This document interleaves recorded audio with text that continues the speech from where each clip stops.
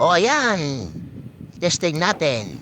Yun, pwede na. Dati hindi siya, pag pinindot mo, hindi siya nagto-turn on o kaya nagto-turn off.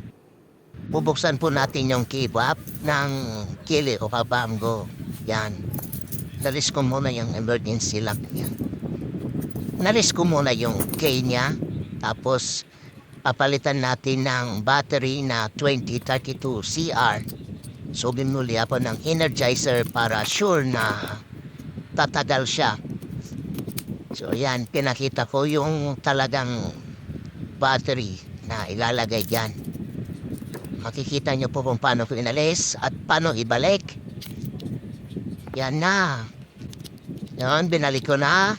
Testing natin. Pagka-close natin yan, ibalik natin pati yung extra key na naisisiksik sa gilid niya. Tapos na.